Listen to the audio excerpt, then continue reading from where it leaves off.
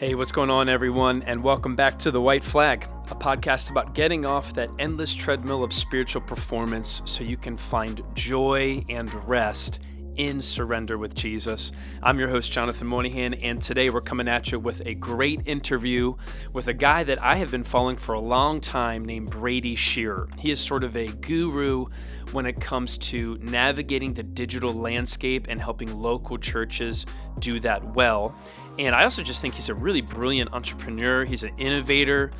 He's gritty. He's disciplined. He's been a strong leader of his company for a long, long time. And he helped me as I grew as a staff member and contributed as a communications director for our team.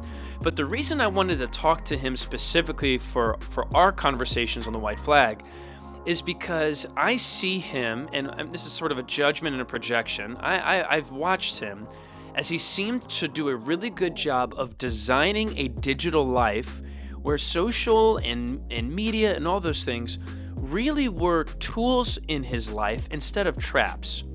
And I know you've heard me do several episodes about how your phone hurts your faith and how we need to design a digital life, by design, not by default.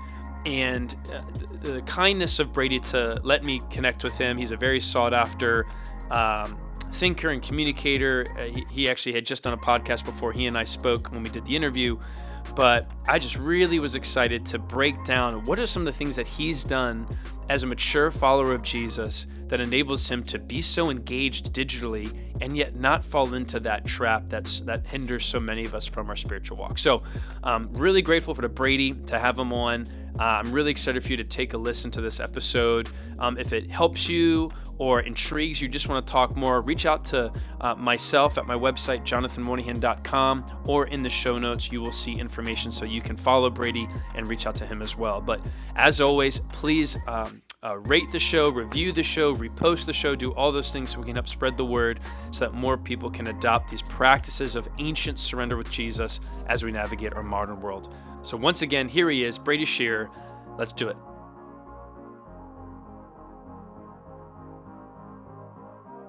All right. So we're here. Like I said, today I get to interview a guy I've been following for a long, long time.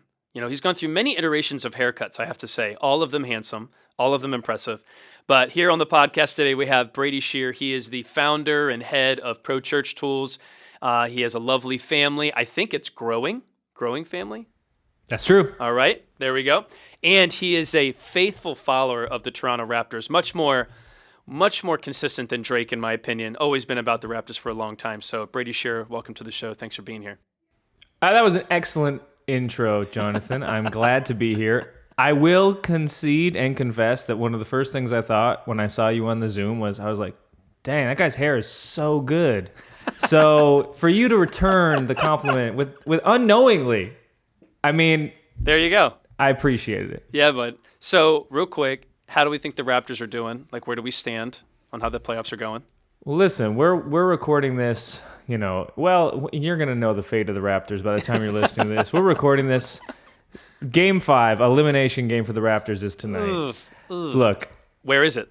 It's in Philadelphia. The Raptors are down 3-1 in the series. They are the underdogs. They are injured. Their all-star Fred VanVleet is out. He has a hip flexor strain. You hate to see it. Here's what I'll say. Scotty Barnes was announced as the Rookie of the Year this past weekend. Yep. Pascal Siakam is favored to make an All-NBA team. Perhaps Fred VanVleet will secure an all-defense spot on the second team. The Raptors over-under in Vegas was 35. They won 48 games this year.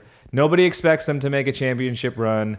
This season has been an absolute delight, and I could not be prouder of my team. That's awesome, irrespective of how it ends. I love it. I always call VanVleet like mini Drake, just because he's they call themselves like identical twins. The resemblance is uncanny. It's shocking. Did you even think, no one cares about this except us, but did you even think you'd be in the playoffs again after that run and Kawhi left? Like, are you already like super stoked that they're showing this much promise after Kawhi left? Yeah, because it's not just Kawhi. If you think about the championship team, it's Marc Gasol, it's Serge Ibaka, it's Kyle Lowry. That's right. It's Kawhi Leonard, it's Danny Green. Like, they're all gone. Virtually the entire championship team, save for Fred, Pascal. OG didn't play in the championship. He had an appendectomy, of course. That's random. Virtually the whole team is gone. The fact that they've rebuilt, They were displaced for 1 year in Tampa. Like, we kicked them out of the country during the pandemic. They were look, this year doesn't count. We'll tank. We'll get the number 4 pick. We'll pick the best rookie in the first year. Boom. And we're back, haters. So it's great. Love it. I was the communications director at Mosaic for a long, long time. Following you was such a helpful resource. Then we transitioned a new person into that role. I no longer did it. But following you was still never a question because of just the Toronto takes. I mean, just everything about the Raptors was super engaging. So, one of the reasons I wanted to have you on, Brady, was because you run Pro Church Tools, and a lot of people who maybe aren't in that sphere of Christian church communication, corporate, all that, they may not be familiar with what Pro Church Tools is, what it does, and even like where your heart is as running that company now. It's a large operation. So for those unfamiliar with you and what you do, kind of briefly give us the spark notes of what you're all about and what Pro Church Tools seeks to accomplish. Sure. So I went to school to be a youth pastor. I have my degree in theology and youth ministry. In third year, realized I didn't have the relational bandwidth to be a good student pastor, too much of an introvert, too much of a cerebral, but I loved working with churches. And just around this time, I was also getting involved in the creative side of church, which I hadn't previously been exposed to growing up as a child and adolescent. And so I was given the role of media director at my church. That was a half-time position. They put a camera in my hand. They said, go for it. And so I started learning all these creative skills on the fly right around 2010. So, Facebook became public for folks in like 2007. That's right. And so this is still the early days. I'm making videos, doing web, doing branding, graphic design, social. And as I'm learning these skills, churches are reaching out. I'm looking to the peers around me in my school, and I'm like, man, we're all going to be tasked with these things in our own churches once we get official jobs. Yeah. And so I start teaching everything that I'm learning because I can forecast and project that this stuff over the next decade and beyond is going to be incredibly important. And I figure if I learn this from scratch, anyone can. Again, informal training from me, just picking it up on the fly. So around that time, we start Pro Church Tools, the blog, the YouTube channel, the podcast, and we just start, and when I say we, at that point, it was just me, publishing YouTube videos, training content, educational blogs. We've been podcasting now for 7, 8, 9 years, like 600 plus episodes. Crazy. So if you are into podcasts, you can search my name, Brady Shearer, or Pro Church Tools. Find our show that way. We'll link to it in the show notes. That's very kind of you. Yep. And from the beginning, our heart and mission has been helping churches navigate the biggest communication shift in 500 years. We have incredible challenges that we're facing right now, but we also have incredible, unprecedented opportunities. And so we help churches navigate that shift. We moved from agency work as a company to info products. And since then we've evolved, and now we are a software company. So we have a software product called Nucleus. That's right. You can find it at nucleus.church. We've got 3,000 plus paying churches on there.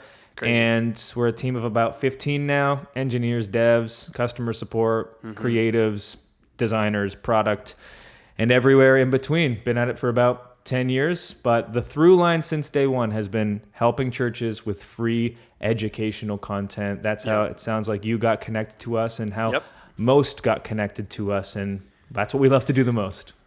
And one of the things I've loved about the way you do things is there's a couple church communication accounts that I remember seeing when I first came on staff in 2012, but yours was always it always had this hyper focus on empowering the local church to keep its own culture. Like, you weren't trying to tell people how to do things as much as you're trying to teach them how to think and really empower younger leaders to cast vision upward to a generation that maybe didn't see the value in some of these digital landscapes. And so, with that heart behind it, empowering the local church, I kind of want our conversation to really be about empowering the local believer as they navigate that great communication shift. And obviously that began long before COVID. But one of the things I keep saying on this show is that COVID was an exposer. It was a accelerator of a lot of things in our digital life. And there's a lot of people who are trying to figure out, how do I have a robust faith in the Lord while also having some sort of presence digitally, because that's the public square nowadays. So I think one of my first questions for you is, with 2020 being what it was, parents, people navigating, like, I want to minimize screen time. I want to make sure things are going good. And then all of a sudden, COVID happens. The Atlantic puts out an article saying, hey, dear parents, your battle with screen time, you lost. And everything that's happened since then. What are some themes or trends that you uniquely have seen or noticed in your gifting, in your experience? Like, what are just some of those big headlines that pop out to you about the way the digital landscape has changed, either for churches or for individuals coming out of 2020? I think for most people, screen time went up, which is can be a good thing or a bad thing depending on your own habits. And I think probably the biggest thing societally has been, and this isn't something I really speak about too often. I find I'm generally speaking to church leaders rather than the congregations. But what we've seen is the distance between the two sides of the spectrum become greater. And this has been demonstrable in repeated studies, repeated evidence-based metrics. That the difference between you and your neighbor, if you're on different sides of the spectrum, is now greater than it was 3 years ago.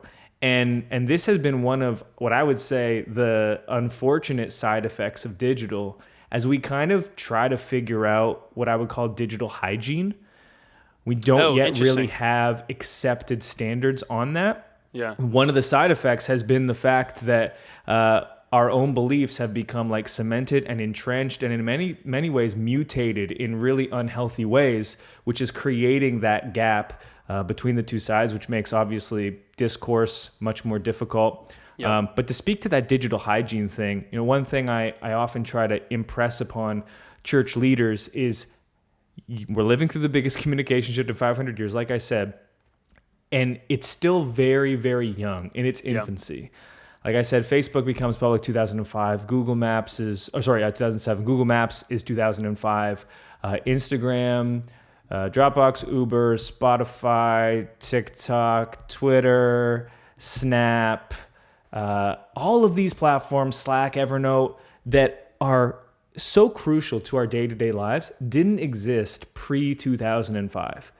And so, yes, the communication shift has been dramatic. It's been colossal. It's also been incredibly fast. And the types of change we've seen in the past decade, 2 decades, generally take place over multiple generations, not 15 years. And so what that has done is it's completely changed our everyday rhythms of life.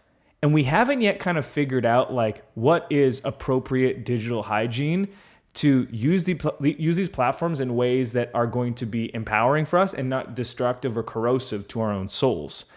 And one thing I'm not really too interested in is like the discussion on, as a whole, is digital a good thing or a bad thing?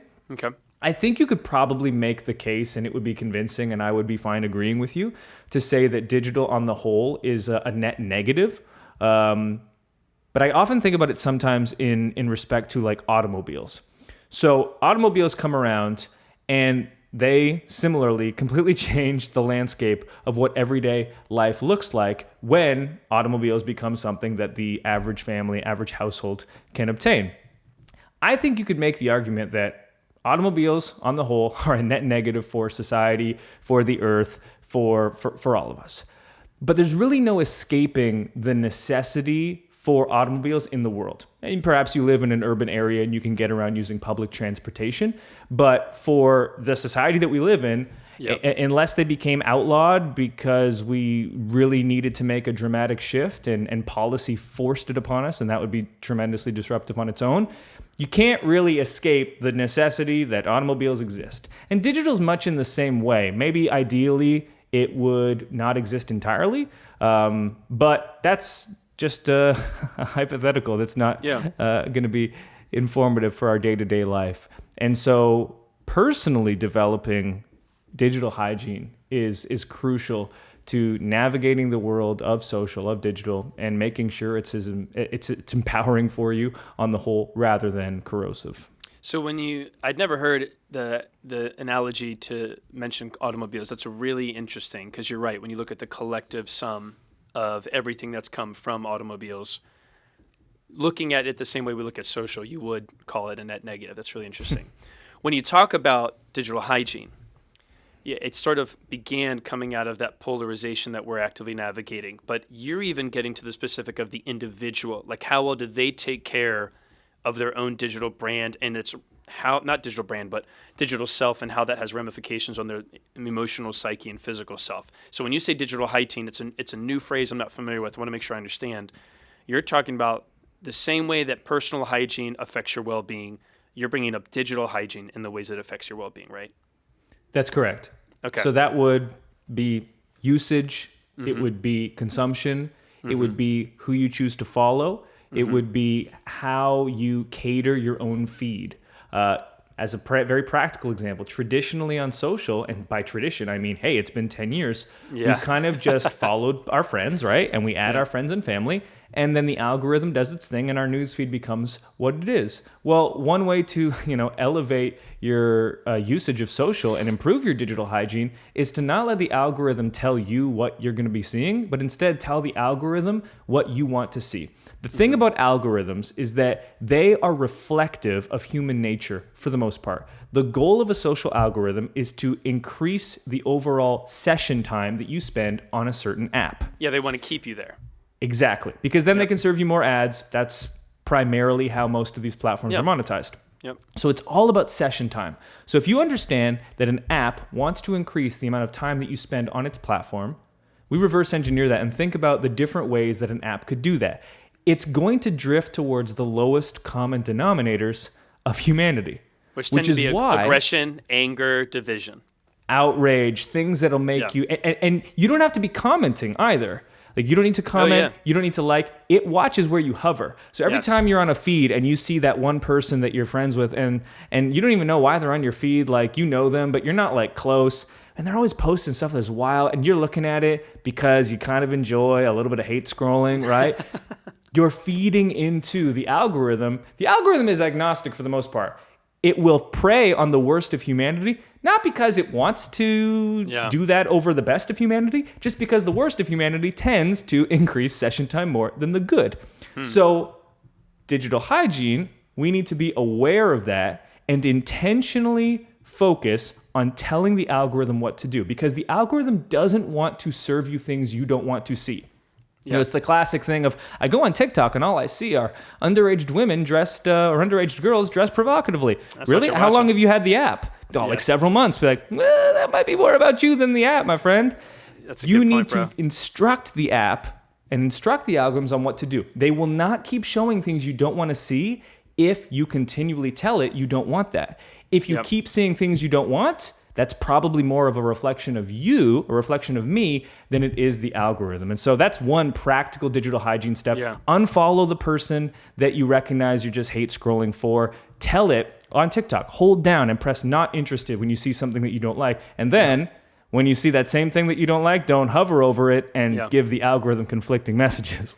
So that's brilliant. Really, really, really healthy to not almost like, obviously algorithms can be problematic, but to really help see the algorithm as a mirror, even on the way in which we're functioning and what we're watching. Which means if someone complains about echo chambers, the best way for them to combat that is to willingly dive into viewpoints that disagree with them and invite the algorithm to keep those front and center. That's kind of what you're getting at. Absolutely. So for me, I put in work to find ways to, as much as I can, ensure a diversity of views in my social feed ecosystems. Yeah. Now, I also have the standard of I want healthy opposing views.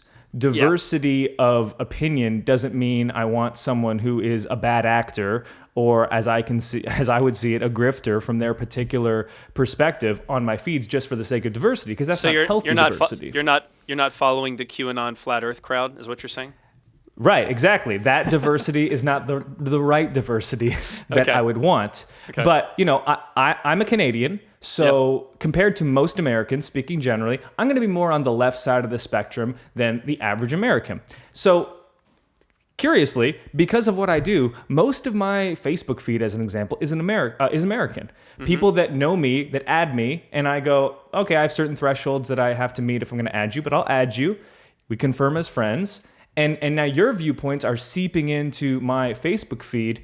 Maybe not what I would find my close friends and family thinking, or at least like my friend group based on where I live regionally. But now a more diverse set of views are making their way into my worldview, which has been really challenging and healthy for me in the first decade of my adult and professional life. I'm 31, because of all the work that I did. I grew up Canadian. I spent a bunch of time in the US, but I'm still a kid. You grow up and you spend a lot of time with Americans. I remember, like, as an example, first time driving with one of my friends who eventually became a business partner. And I was like, wait, so you actually have a gun in your house? And they were like, you don't? And we both spent like 30 minutes like exasperated trying to understand the other. Curiously, same age, born geographically not that far apart. Like if you think about the world, and yet completely different experiences. Okay.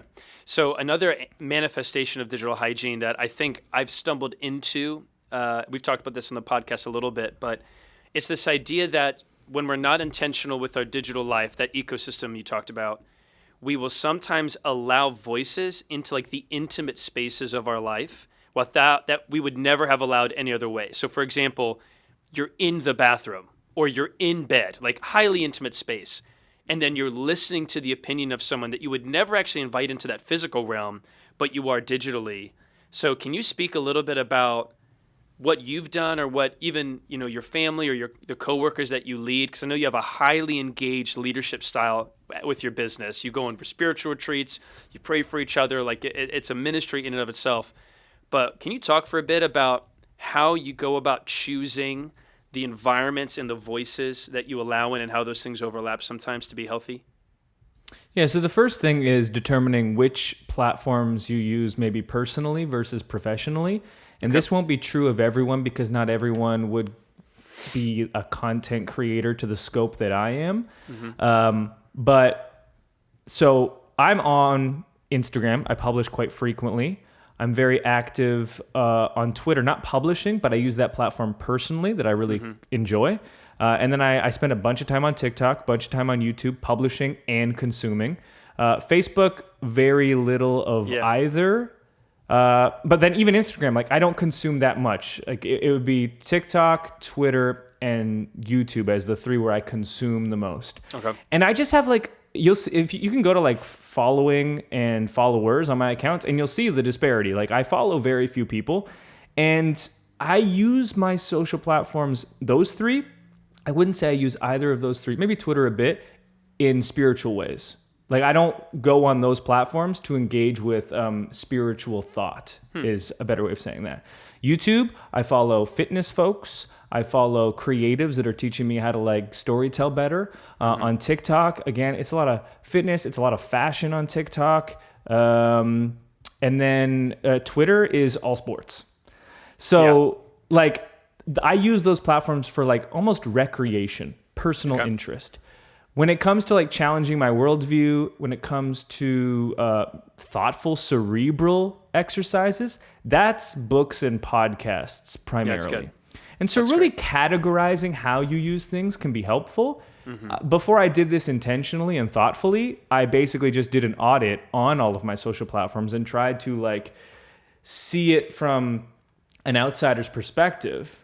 And basically just take inventory of like, what are each of these platforms giving me? Meaning like, how have I used these platforms to then create this feed for myself? But because again, it's a mirror. And then I had to make choices about who I followed, what I saw, how I curated my feed to map to what I claim my values are. One thing I don't pay too much attention to is overall time on platforms. I know that's something that a lot of people do, and I'm not recommending you not do that. But for me, I've spent a considerable more time curating what is being shown to me rather than trying to like limit how much time I spend on these platforms. Also because of the nature of my job, sometimes it can be difficult to siphon off what was recreation and personal, which was versus what was professional. And so personally, I don't put too much stock into the usage overall, but that can be another lever that you play with. Like, okay, I can tell personally after X amount of minutes, and that's what's great is that these devices, hardware devices, are starting to give us this data. you can start to like look inwardly and ask the hard questions. I'm a huge fan of data. I'm a huge fan of spreadsheets. I'm a complete nerd on all these things. Love it. Empirical, evidence-based. Yeah. And what's great about these digital platforms is that they will give you all that data, and then you can use that to make evidence-based decisions towards better digital hygiene. So you began by looking at how you were using the platforms. You then evaluated who you were following, and then it sounds like you made a concerted effort to determine what did you want the win of those platforms to be, and then you curated a feed based on your own behavior, what you look at, what you don't look at. And so it sounds like, Brady, you've made it so that your digital life and platforms serve you instead of the reverse. Because I think for many people, and myself included, I do a 1 week fast of social every month, just to like recenter things. But it sounds like you've actually mapped out a way to make it so that the social serves you instead of you being a slave to it. I mean, that's the ideal. That's right? the goal, that at least. Yeah. we should be moving toward. I don't resonate with people that say things like, "Oh, you know what? Social is just such a negative force in my life." Or when people like, well, this doesn't happen as much, but like when people will go on Facebook and be like, "I'm off Facebook for a long time. Like, if you want to reach me, connect elsewhere." Probably with the latter because it just seems a bit performative. But I mean, irrespective of that. The reason I don't feel that way is not to disparage anyone that does feel that way. Yeah, well, the data also shows like higher rates of anxiety and depression all tied to social use. Precisely. Like, that is a very real problem. But so just so much good has come to my life through these social platforms and digital tools as well. Mm-hmm. Like my faith has been shaped so positively because of people that I was exposed to digitally that I never would have connected through otherwise. Wow. My enjoyment of recreation, whether it be sports reporters that I follow on Twitter or like Marvel series reaction podcasts that I listen to. Nice. My understanding of the game of basketball that I love and have been playing since I was a kid has greatly increased for the better because of like some really intelligent voices that I listen to podcasts on. Not to mention books that I've listened to through Audible that I wouldn't have otherwise read physically because, you know,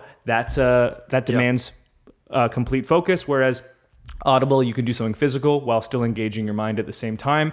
And so I have seen so much of the positive, and I believe that on the negative side of things, I can work to remove that, mitigate that, minimize it. And so, yeah, at least for me, that's the posture I take. And it's always evolving as well. I wouldn't be surprised if 10 years later, you were like, Brady, did you ever like take stock of your social usage? And I wouldn't be surprised if I said, you know what? Yeah, that was something I even got better at. I didn't think of it then, but since then I've done X, Y, and Z. It sounds like you've been incredibly intentional, though. Like you're not stumbling into this stuff. I mean, obviously you're a calculated man who has a vision. You run after it. You're ambitious. You run a business.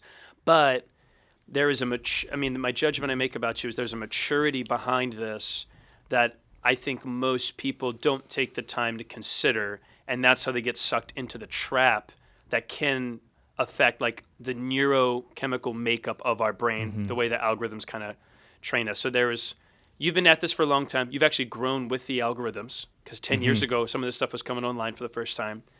But I think for a person listening, I don't want you to hear, my heart would be, listen to Brady, get the principle of maturity and intentionality and do that work so that you can end up in a good space. This isn't a blanket statement to say, oh, don't worry about usage. I'm talking to a man who's done a lot of work, who knows the algorithms, who is cognitive of the impact they could have on people, who's trying to leverage it for the kingdom. Because, we got high school kids and college kids who listen to who, if I'm being their spiritual director, I know that sometimes the biggest obstacle to like quiet stillness with Jesus is this thing in the morning, and they don't know how to function first thing in the morning without it. And it seems like for you, this isn't a block to a robust faith with Jesus the way it might be for some people. Not saying you're perfect, but it sounds like you've done a lot of work for it. Well, I mean, I've tried, and let me give a real practical example of this. Yeah, that'd be great. Because this is ever evolving. It's not like you like train your algorithm and then it's like, hey, we trained it. Like, it's a constant ongoing process because you're always giving it new inputs and then it's trying to parse that and it's giving you, it's providing new output and then you gotta be like, no, and keep training it. So I found like at the end of last year, I was like lacking motivation in my professional world, but it was being spurred on by ideology. It wasn't because I was burnt out. It wasn't because I was like in a season where I needed to rest, let's say. It wasn't because I was bored at work. What I found was because of my political leaning, I was getting a lot of like friends or friends of friends, the way Twitter will do it. This was all happening on Twitter. Okay. Or like, oh, because you follow X, we're showing you this. I was getting a lot of like anti-hard work tweets is like almost the best way to say it. Like there's a subreddit now called anti-work. Okay, so it's probably that. You know, it was a lot of like anti-capitalism stuff. We should all get universal basic income, stop working hard. Sure. Yeah, exactly, that sort of thing. And what's curious is like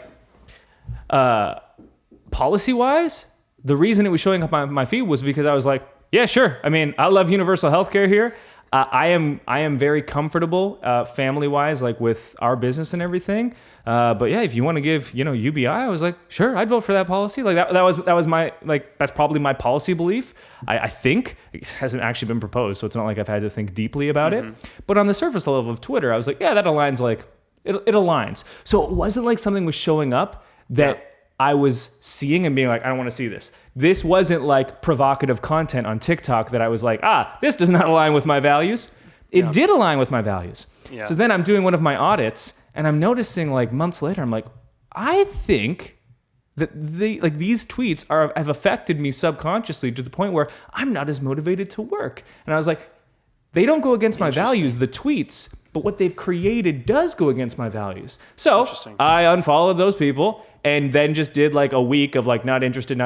It went away completely. And I noticed a demonstrable change. Perhaps because it might be placebo, right? Like I was aware it was affecting me and then assumed it would get better. But whatever it might be, that went away. So that's a practical example of curating the feed to align with my values in a way that was a little pervasive, a little insidious, because the tweets themselves on the surface did align maybe with my values. So. Yeah, but there's a theme of, observation, self-awareness, introspection. And I find myself doing those similarly for spiritual disciplines of what really helped me connect with Jesus 9 months ago. Maybe it was this certain rhythm or certain routine. I'm a feeler. I like new things. And so I inevitably kind of go through cycles. And if I'm not careful, I'll get stuck in something. And maybe something that once served me to connect with the Lord no longer does so, or I need to be cognitive of some adjustments that have to occur, so I don't grow stale in my intimacy with Jesus. So the principles that I've discussed, you're already doing in the social space or the digital space to help you have a healthy digital hygiene. I'm really enjoying that phrase because I'd never heard that before, the phrase digital hygiene. That's, I think, good language, new language can help create new concepts and new thought patterns. So I'm a big fan of that, man. That's really good. So one thing that I'm torn about is acknowledging the need to have a strong digital presence as a church.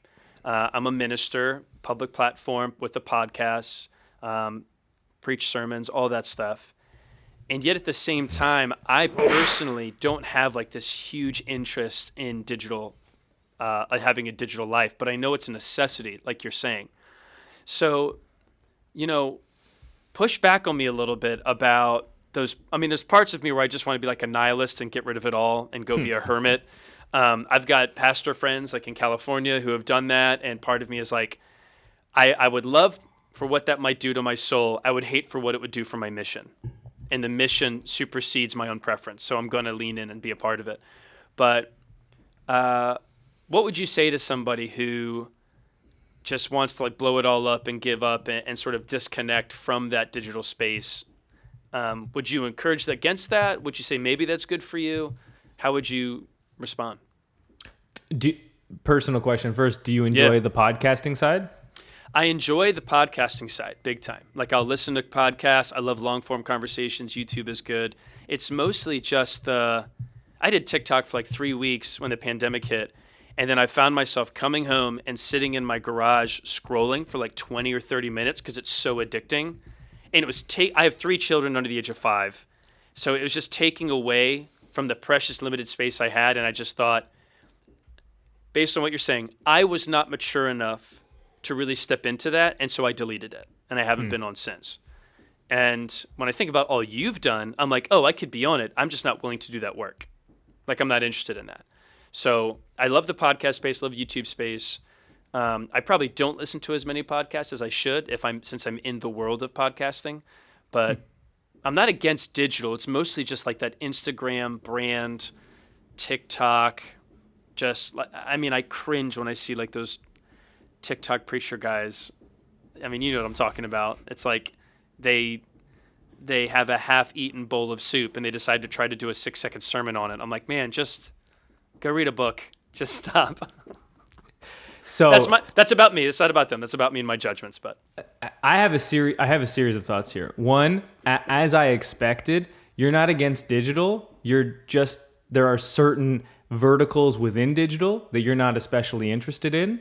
Yes. And there are certain platforms that have been used in certain ways that you are really resistant or just kind of have ick at, which it's like I had a bad burger. And that's true of virtually everyone. For me, I've had a couple of times where like there's been a platform or a feature within a platform that I have been resistant toward, mostly because how I've seen it modeled, and then I've seen someone else use it, and I've been like, oh, interesting, I could use it in that way. I'm comfortable with that. That's a model, a framework that aligns with me and what I'm about. So I think one lesson there is it's okay to go deep on the platforms that you resonate with and not go into the platforms that you don't care about. Like one recommendation I always give to churches is, because the pushback or a concern I'll hear is like, there's just so much, how do I keep up? And I say, look, find a platform where your people are. Go deep on one platform. That will always be superior than being like invested in shallow ways on like 4 platforms, let's say. Yeah. And so like if the Instagram, TikTok world of social, you're like, that's not for me, but the YouTube podcast one, that is for you. It sounds like you're already doing the right thing in spending time and publishing on those platforms.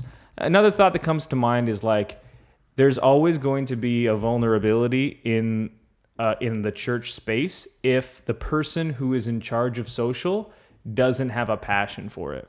And this is something that is pretty common in the church world, but we probably wouldn't want to send, I have a daughter who's 7, as you alluded to at the beginning of the episode, another on the way. You have 3 under 5. I appreciate it. I don't think we'd want to send our kids to kids ministry if we knew that the teachers there didn't like kids. Yeah, we'd be like, that's probably not the best setup for our kids ministry. So if you put someone in charge of social who like resents it, who like doesn't care for it, I'm not saying that you can't do that. A lot of times we're working with what we have, but we have to acknowledge that is a vulnerability, and it's not something that we would probably stand for in other ministries. And so, that's another thought that comes to mind. And then lastly is like finding creators that you enjoy following, and how they model. Again, I'll go back to that modeling thing. Like what I love to do is I follow very few quote unquote Christian creators on basically any app. Yeah. It's just not how I do my own spiritual practice. If you like following those people, brilliant. I mean, some of them are close friends of mine. So it's not that I don't love what they do. It's just not my style. Sure. What I love to do is take what other industries are doing on platforms and basically lift their frameworks and teaching styles and bring them into what I do. So most recently, okay, you guys, you can make fun of me for this. Recently, I've been getting into fragrances. I've become like a fragrance collector. I have like 40 fragrances now that I own. I don't know why I love it. I'm really loving it. So apparently fragrance YouTube is a thing because I subscribe now to like 3 of the creators. And what's curious about fragrance YouTube is they publish every single day. I don't know how you can make 365 videos about fragrances, but they do. And crazy. What I've learned is they have these like go-to frameworks, these like different styles of videos, and they have enough frameworks, enough archetypes, let's say, that they can crank out a new video every single day. And they're the kinds of content archetypes that I haven't really seen elsewhere. And so I've begun like lifting them and basically taking my own type of training and putting them into those archetypes. not because any Christian creator has ever done it, but because fragrance creators have done it. I've done the same thing with fitness, fashion, creativity, like video or photographers, like whatever it might be. And so sometimes, like, if you're trying to think of how you want to engage with a certain platform, you don't want to engage with it the way your peers have. Great, don't. Engage with it or consider engaging with it. If you truly feel like I need to be doing this, but I just hate it so much, like consider how other industries are engaging those platforms, and then maybe bring that model and then intersect it with your industry, your space, your calling. Now you've got something new that no one else is doing, which is probably going to be more well-received anyway. Yeah, that's good. That's helpful, because I go back and forth of sort of paradoxically living in the valuing of digital content and having to have a digital presence, but then like the monastic pull of just I want to go live in the woods and be quiet for 40 years like Thomas Merton and then write books and not do anything. But I know that for the sake of mission, especially in our context, like that's not an option. So I want to do it healthily. So that's good. And it makes me want to go curate a feed that fuels what I want to be about instead of just being reactive to some of this stuff. Because I used to follow like, close to 1,000 people, and I cut it down to about 90. And I saw a dramatic increase in my enjoyment of Instagram. And I've slowly gotten up to about 110, but it's still like, I have to be rude. I don't mean to be rude, but when someone's like follows you and they say, hey, follow me back, I'm like, I probably won't. Like, I just don't. I know what I want to be about, and I think sometimes social media creates like the facade of connection, because I saw you did something with your dog, but I would never know that otherwise. So that actually makes me feel like we're close, but we're not. And as a pastor, like, I don't want to live off that. Like, I want to know how my people are doing, but I don't want to live off that. So what are one of my convictions for the show is trying to help people slow down. I do think the modern young professional is sort of conformed culturally to operate at a pace and a volume that makes it nearly impossible to connect with Jesus in like that still small voice. And the people who I see really navigating our cultural moment well are people who have learned how to set up some sort of guardrail so that they have rhythms of slowing down, connecting with Jesus, being centered on his word, and still having the trappings of modernity, but there's a space where that modern pull doesn't actually like dilute the quality of time with God. So if you're willing, Brady, I'd love to hear, I know you run a Christian organization, you have a shepherding voice in the life of your staff, you pray over them, you talk to them about building a vision for their life. I know you're very passionate about rhythms and lifting. You had your chalkboard wall for a while. I don't know if you still have it. Oh, yeah. But what do you do to guard yourself against that cultural pull to operate at a pace and a volume that makes it difficult to hear from God? Like, what are some things that personally work for Brady so that the main thing stays the main thing instead of somebody else dictating what your priorities should be, which is essentially what digital does a lot of the times? So we're all very familiar with the 80-20 rule, or most likely. Well, I would love for you to elaborate it briefly, because there may be people who don't. Sure. So the 80-20 rule, the idea... No, wait. You know what? Strike that. That rule has nothing to do with what I'm about to say. So that was a misnomer. The 80-20 rule means the 20% of the effort can create 80% of the results. This is actually not that. Okay. When I was very young, I'm still very young. I'm 31. When I was 18, 20, 22, I started realizing that like the rhythms of life, if we let the world kind of just take us in the direction that everyone goes, we're going to be incredibly destructive for my family. And I am not prescribing this for everyone. I'm only going to say what I've done and what we've done with my company, just so that's super clear, because we have been very privileged and fortunate with how the first decade of our adult lives have gone. And again, that's not going to be realistic for everyone. But the lesson here I still think is universally applicable. And so when we first started Pro Church Tools, my wife was working 2 jobs to basically allow us to eat food. So she'd work at insurance during the day and she'd do retail at night. I was full-time in school, half-time at my church as the media director, freelancing with bigger projects when I could, and then trying to build Pro Church Tools. So I'd wake up at 5 a.m., work until 8 a.m. on Pro Church Tools. I'd then go off to school, drop Brittany off at the insurance company, and then I'd do my whole school day and then go to work at the church and, full days. And we were, this is what, often the 20s are about, right? We're 21, we're newly married, we don't have kids yet. We have 2 cats and we neglected them sometimes, but they were okay. They had each other. And we're just trying to build the life that we want. But I can see the life of my wife being sucked away from her at this insurance job. And she's just sitting next to a bunch of, 30, 40, 50-year-olds that are not happy with their own lives. Yeah. And so it's negativity, it's gossip, it's slander. It's just the things, kind of the cheap thrills that you rely on when you are fundamentally an unhappy person. And, my heart went out to them. But more importantly, I was seeing how it was affecting, the love of my life. And I was like, oh my gosh, it's been 3 years, forecast 20 more, and we're in serious trouble. And that was kind of the impetus for me exploring the world of online business at the time. Because what I wanted most was freedom of time.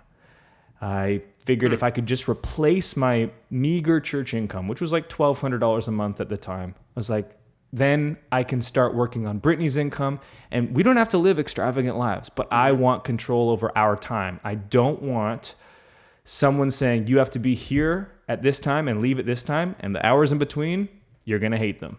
It's that can't be it. That can't be what we're going towards. And so Pro Church Tools was built off of that ideal. And so many years later, I think we've achieved that, and we've allowed that to be possible for our employees as well.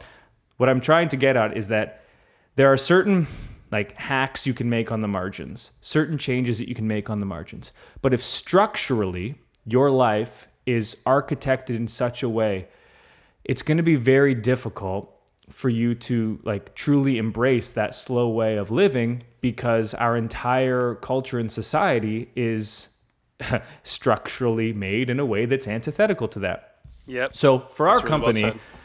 We've tried to bake this into the DNA. And I actually was just revisiting our company's values this morning, and we're having a big meeting on Wednesday. And I want to read you one of the values that I articulated.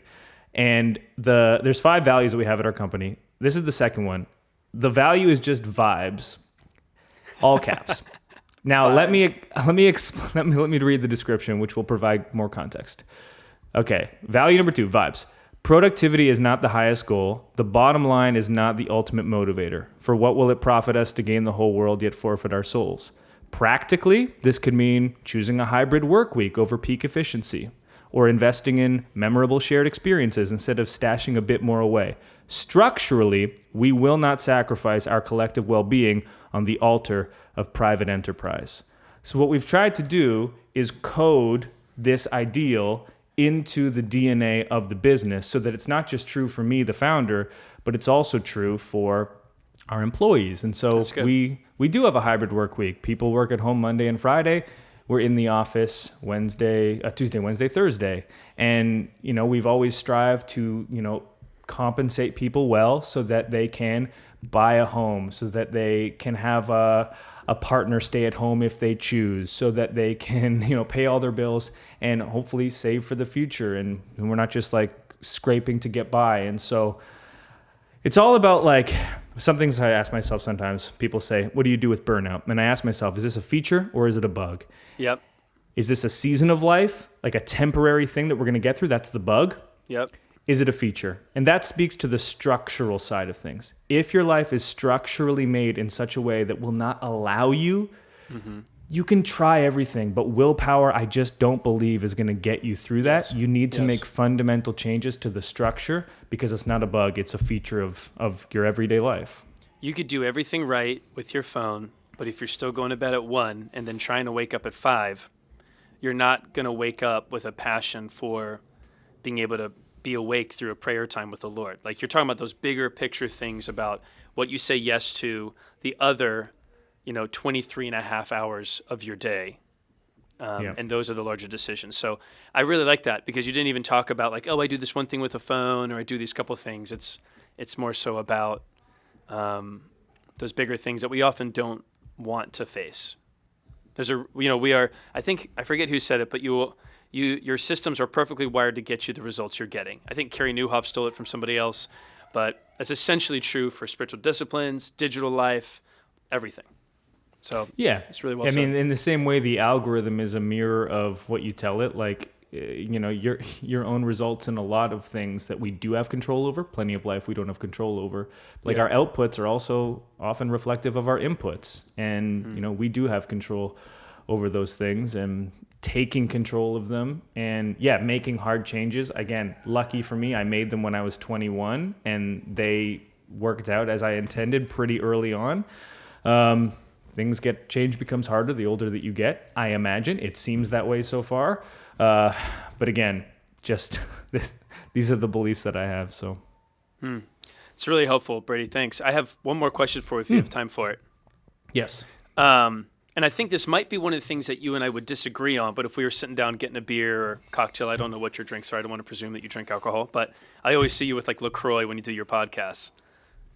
Yeah, today I have a Diet Dr. Pepper because I'm cutting weight right now, and this is the only sweetness I have. So There you go. But coming out of, obviously, all the churches in the country almost, and globally, saw like this massive uptick in engagement when COVID first hit. Everybody's happy, celebrating massive record Easter numbers. And then screen fatigue sets in. Everybody watching just gets burned out by it. People weren't being creative and leveraging the platforms well, and that was part of it. They're just kind of putting a camera on what they already do and not realizing they can do different things because the medium is different. But coming out of it, I definitely find myself having a larger apprehension to like digital church as a valid form of ecclesiology, basically. And I know that there is a value, like we, as our church, we do that. We leverage an online platform, we engage it, we talk to our digital audience, we try to help them engage the best they can.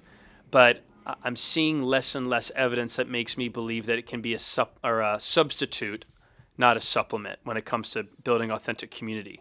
So as you've watched things shift over the last 2 years, maybe you would agree that digital church is a supplement, not a substitute. But I still see people talk about digital church as if, just stay home, that'll be your thing.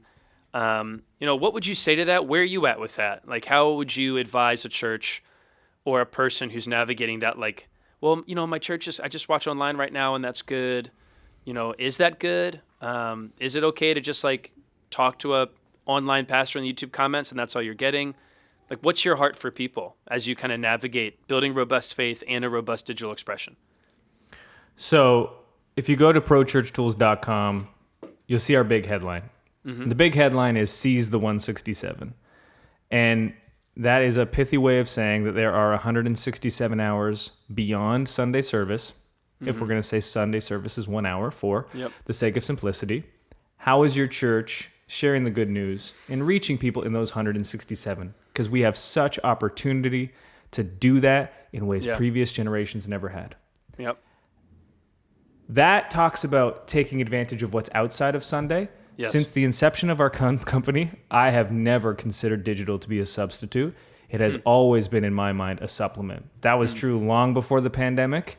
It's coded again into our marketing language that you can find. Yeah. Take advantage of what's outside Sunday, but let's not pretend that digital can supplant what Sunday already is. I mean, one of my core beliefs is that church community is only at its best when it's up close. That's and good. It's experienced in person. I've gone through a couple tragedies in my 20s, and those were the times when my ecclesiology was cemented because it was put to the test. It was like, do I really have people to walk with through these times? Or do I just have people to sit next to and consume worship and a message? Yeah. And the local church and the power of it was proven true in those times because I wasn't alone, and the people that I share a faith with, we really do share this faith together. And so my belief is that digital and in person, or offline and online, are at their best when they are both doing what they can only do and not trying to substitute the other. So I often say, online should never replace offline. But I also believe offline can't replace online. Yeah. Because you cannot be accessible in person in the same way you can be online. Yeah. And we have heard, like, as one singular example, like countless versions of this where someone uses social to do ministry instead of promote ministry. And then people are connecting in the comments. And then a person connects with another. And what starts online continues offline that week. And people that weren't connected started like a surface connection online. And then it became more meaningful and tangible and substantive when they got in person. And that's an example of the two working together. They don't need to be combative. They don't need to be like one versus the other. They each have different strengths and weaknesses and are at their best when we're taking a holistic approach rather than trying to put, square pegs into round holes. Yeah, and even to your point, there are people, and I want to be clear, in-person church isn't the end result of all your problems, because I know people who go to church, they sit down in the row, they aren't known, and so tragedy strikes, and they still feel completely alone. Yeah. And so the damage is you're not leveraging those digital platforms to then engage people, help them know the people that they're walking alongside. That's really well said, man. And I think that is the tension of, I guess maybe even that, like, the nature of polarization even makes us jump to one extreme or the other when we have multiple options we should be considering, because that is the case of, when you use social well, you're not only promoting ministry, you're actually creating moments for ministry to occur in the comments and all those things. But I'm just, I've seen my friends, other parts of the country specifically, who have moved away, have yet to found something great, so they keep tuning in online. And I'm grateful that they want to engage in the culture and context that we have, but it's not the same. Like, it's just not the same when you don't have people to break bread with, connect with, articulate doubt with.